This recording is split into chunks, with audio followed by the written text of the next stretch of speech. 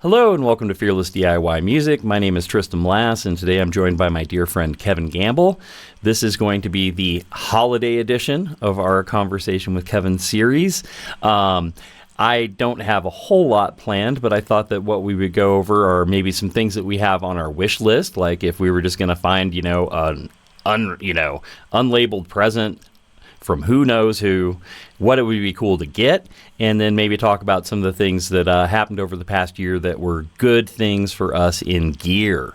So I think that I'll start off with what would be on my wish list this year if I could just have some stuff. The obvious one would be the MXR pedal board that we detailed a few weeks ago. I would love to see that under the tree, but I don't think that's going to happen. But yeah, I definitely think that for the coming year, on my short list is I do want to get an MXR flanger. I need a 117. I think I'm going to go for the EVH, like I said, in a prior video, where I can just hit that button and get that jet engine sound that I love so much, and then have it set at a fast modulation on its other setting. That would be cool just to be able to toggle, because it becomes very utilitarian for me and very simple to use. Another thing that came up recently, and Behringer just is releasing this little, it's called the JT Mini, and I guess it's like a Juno clone or something, and it's tiny, and it's like $99. And so that would be something fun to mess around with a really low buy-in. So I'm kind of going to keep my eye on that. Also, I've never been like bitten by the Klon bug, I want a Klon clone. I wouldn't buy an original. And once again, Behringer apparently has a $70 Klon clone that's supposed to be very, very true to the original, if not with some improvements, whatever that means. But I'm kind of intrigued by that as well. And then the other thing that I would like, would be really cool to get would be either the, let me think, Warm Audio, either the ring modulator pedal. I think that would be a fun gizmo to mess around with. I don't know how usable it'd be, but it's not terribly expensive. And also their Mutron clone looks really cool to me. So, I'm kind of looking at budget-friendly things overall, but those, I think, some new pedals, either, and maybe that little Behringer keyboard. I think those are the things that it would be really cool just to get, and it wouldn't be like, oh my gosh, whoever just spent a bunch of money buying these things for me. So that's kind of my wish list. And, it's pretty simple, nothing too exciting there. But I think Warm Audio is slept on sometimes as just being like, oh, these guys just do, crappy clones of things. But from everything that I've read, they're actually really good quality. And I like the aesthetic because they make them look like the vintage units, which I think is super cool. So that would be my wish list. Yeah, and that's the thread there, you talk about like crappy clones of things or whatever, but it seems like so much out there is still stuck at unobtainium prices. If you want to get some actual piece of vintage gear, the overall depressed music market hasn't really solved for that yet. And so it's like, do I want to hunt down one of these original items, or do I want to get the Behringer? And they're really, like, say what you want about them as a company and the concept, but they're really nailing it in a lot of ways. I saw their new Lindrum replica the other day, and some of their recent synth models, in addition to the pedal kind of things you're talking about. They seem to be just targeting the things that are just not accessible to anyone, that have been available as software for a while, but there's something about the physical thing that makes a difference. And what you were saying about our recent pedal discussion, that's definitely got my wheels turning too, about what would I like? I feel like I'm at a stage right now where I've made just sensible enough purchases that I have a hard time justifying anything, replacing anything or getting something new. But the pedal discussion got my wheels turning too.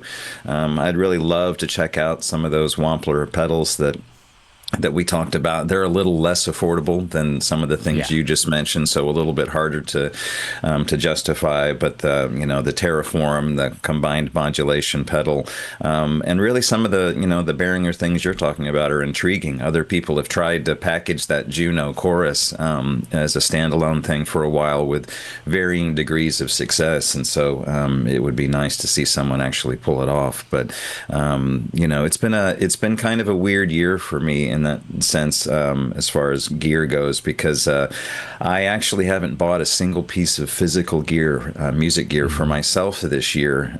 It's been kind of funny the way it's shaken out. I haven't abandoned contributing to the goodness of the music industry. I've just been buying things for my kids. I've been buying lots of saxophone reeds for my son Those get for his expensive work too. in school band, and I bought a trumpet this year for my younger son who's starting in school band, although he's already now starting to move on to the French horn. So it's good that we did the trumpet through the usual music store rent to own program.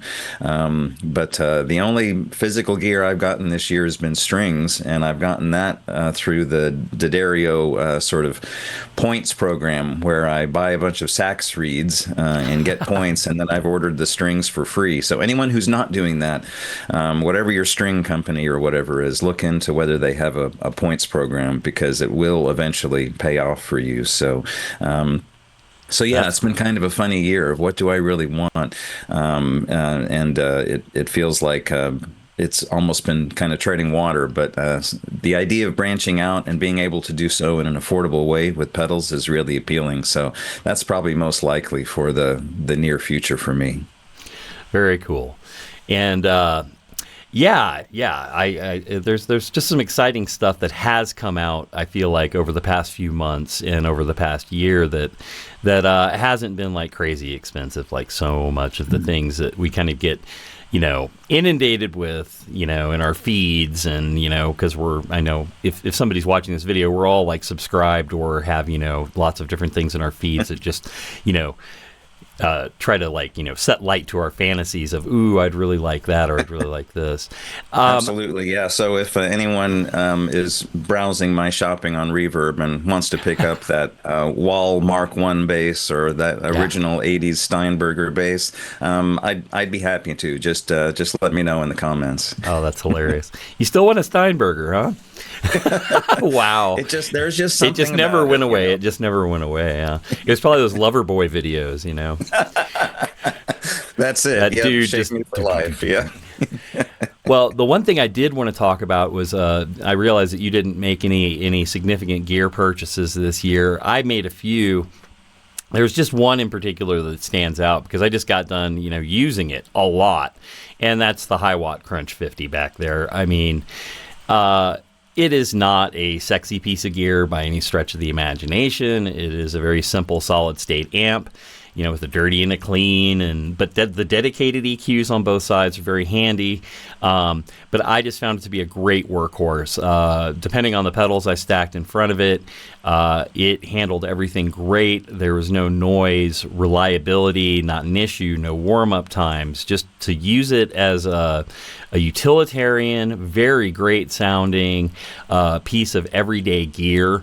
Once again, I couldn't be more happy that I bought that thing. And I am not sponsored by High Watt, which a lot of people ask. My High Watt video is still just huge out there. I'm not sponsored by High Watt. I bought that on my own, and the reason I bought it was because it had the separate EQ section for each channel. I just think that that's a feature that should be on so many more amps, because it's just like, when you've got gain going on one side and crystal clean on the other, you can't tell me that you're going to be able to be the same. You can't just have a global EQ that's going to cover all the bases. You're going to be over there twiddling knobs. My whole thing is, once I set something, I never want to touch it again. And the ability to have those separate EQ sections is huge. My favorite piece of gear, bar none, this year. I did get a couple I got a couple guitars this year, more than a couple. And also, an honorable mention would go out to the Enya full-sized mini jumbo acoustic guitar. It's been sitting in my dining room. I think I've tuned it twice in the past year. It sits there with the sun blaring on. It's the all carbon fiber acoustic guitar. There is a video on that one. I'm gonna have to list all these videos at the in the description.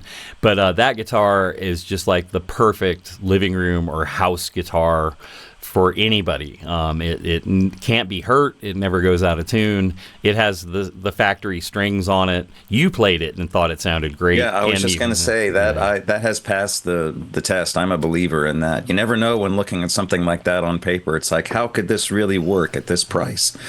But I played it and totally convinced. It's it's a knockout. Yeah, just a very solid instrument. So those would be my things for what has happened this year. And then I know that you want to go into a couple more things about, the kind of the holiday spirit of gifts. And I think that would be a great place to end. But I would like to throw a couple things out. Content's going to be a little thin. I'm going to release this video this coming week, and then I'm going to release one the next week, and kind of just do 2 videos to end out the year to keep things simple. But there's going to be a lot to come. I did want to tease a couple of things that are going to be coming up. I do have a couple of projects that I definitely want to feature early in the year. I won't say anything more than this. I would love to see in the comments, if you've made it this far and you hear the words that I'm saying right now, thoughts about relic guitars, because I'm thinking about doing something in that realm. So we'll see. I'm not going to give away anything more than that. Also, a beloved instrument. Are you willing to just go in there and change it because its utilitarian aspects are not working for you? And even though you love the aesthetic, but you realize, I'm just going to have to change this because it's not working for me. I have a beloved instrument that I used on the album and realized very quickly that I need to change it because otherwise I'm just never going to really use it as much as I should. So those are a couple little teasers for the coming year. They're both going to be really cool. One will be probably a series and one will probably just be a standalone. And I also just wanted to personally thank everybody who has subscribed this year. It's been a huge year for the channel. We've grown a lot. Appreciate everybody so much, and I hope that everybody has a great holiday season. I will be doing, a little tag outro on our way out, but I just wanted to, once again, heartfelt thanks to everybody who has subscribed, liked, shared, and especially commented in a meaningful way. So, Kevin, why don't you end us out with some cool gift stories, if you have some? Well, first, a lot of cool stuff there coming up, Tris. I definitely got my opinions on relic instruments, and I think we can all relate to the emotional connection to an instrument versus the practicality of it in some ways when there's a conflict between those two things. And a lot of what we've talked about here today is just things that work, things that just, simple to the point, that do the job. And at the end of the day, those really shake out as the best purchases. But this being the season of giving, as they call it, I wanted to mention a couple things a couple gifts from the past, the distant past and the recent past that have really helped shaped my musical, in some ways kind of bookended my development musically, or involvement in music, playing these kinds of things sitting behind me. The first, in the dim distant past of the late 1980s, when I was a kid who did not know anything about the actual playing of music or what it entailed, but I saw it, I heard it, and I really wanted to do it. And I just, for some reason, out of everything that could have stood out to me and hooked me, the bass guitar is what called to me. And so I saw it, and I said, that's what I want to do. That's the sound that speaks to me directly, and that's what I want to play. And so after a few years of wishing and not being able to get anything through elementary school and junior high, my dad finally caved to my interest and got me my very first instrument, which I still have to this day. I have not gotten rid of it, and that's something we've mentioned, and Tris has hammered on before. Keep your original instrument if you can, or at least some of the original instruments. But this is a Yamaha BB300, very basic precision style instruments, no frills, nothing fancy, but it just fit. It just somehow it just resonated with me and spoke to me, and it was really the vehicle for my entire musical journey ever since then. Literally and figuratively, because I mean, you played that. Yes. You always bust that out at some point because it's like that P bass that I have. It sounds incredible, everybody. Just want to let you know. And I would, if he gave me that bass, I wouldn't take it. I would just give it right back to him because it just sounds so good. I did take the vintage Precision, but I wouldn't take the BB3. Yes, yeah. And those are both examples when something just fits, when something is just right. It's you could pick 10 others off of the rack next to it that wouldn't be that, but this was that. And so a gift, something that's I had no point of reference for, kind of became the vehicle that took me out into this big sea of everything that has come since musically. So it's something I'll always be grateful for and never get rid of. It's the bass I'll grab if the house is on fire. Sorry, vintage Fenders, I love you, but I will grab this one first. And at the other end of the spectrum is the other thing that I will grab when the house is on fire. Not that that will ever happen, hopefully, but earlier this year, in terms of wish lists, I was thinking about what is missing for me in a guitar, and I had that sort of shopping experience going for months, thinking I need a Gibson style guitar, I needed like a two humbucker style guitar, and I was even looking at double cuts and things like that, and thinking, gosh, the affordable things just don't seem like they're well made enough for me, and I can't justify getting a really nice one, but this is the missing piece for me, and I wasn't sure what to do about that. And then Flounder appeared, this beautiful handmade instrument, courtesy of Mr. Tris Lass here, who somehow determined, read my mind, and also noticed my appreciation for it, gifted this to me, and it has been a fantastic gift. It is another one of those just right things, and it's all over the current music project that I'm working on. It's got humbucker and split coil modes both available, and they both feature prominently in this. And it's just a great example of how, if you have an opportunity to give that gift to somebody, to to either send them on their way or kind of meet them where they are in their interest and their creative space, take advantage of that. Especially if you're looking at a younger person. A small thing can kind of get them over the hump to going into discovering music for a lifetime. So the power of a couple gifts over the course of my life has made a huge difference to me personally and creatively, and have a lot to be grateful for in that sense. So, and in between, bought and sold many different things, spent a ton of money, but the special things endure and stand out and remain. Well, you admired that guitar a few years ago when you came out to visit, and I think that you fell in love with it more than I did as the person who built it. I built it to be like I was like, okay, well, this is just going to be the guitar, right? Everything in one guitar. And it's kind of like what I did in the boutique video just a few days ago, where it's like I designed and then had built this very pristine, handcrafted, perfect instrument. And yet I still prefer to play my beat to crap student level Gibson guitar, and I still prefer to play my beat to crap Squier 1982 Squiers, both my Telecaster and my Strat. Those just feel like home to me. You admired that instrument. I loved the instrument and still do, and it was a tremendous experience to build it. But it didn't feel like it was built for me. And the way that you reacted to it and the way that you took to it that first time, I was like, well, about this time last year, actually, it was around Christmas time, I was like, when I see Kevin next year, I'm going to give him that guitar. And I made that decision 6 months before you actually got it, because I was just like, you love this thing. And I hadn't played it much. And I was just like, every time I picked it up, I was just like, this just doesn't feel like my guitar, even though I built it. I don't feel that way about my hollow body, which there's another video I have to link, but my handcrafted hollow body that I built by hand, that feels like me, and so I'm just so grateful that it has a good home, and I'm grateful that you're enjoying playing it, and I hope it inspires you for the rest of your life to continue to record and do new things. So that's great. Yeah. I have no doubt it will. And a similar case with that old P bass. It's just like sometimes you know who is meant to play it. Sure. And no matter what the virtues are, you know what its home is. And so yeah, very grateful for how all this is shaken out. Yep. We're both pretty lucky, and I hope that everybody who's watching the video has as much luck as we have had on their musical journey and has a wonderful holiday season. Like and subscribe if you made it this far, please, and leave comments. Any cool things on your wish list, anything that you got this year that you're excited about and would like to share with the rest of the community. All right, you take care, hit subscribe, and we'll see you next time.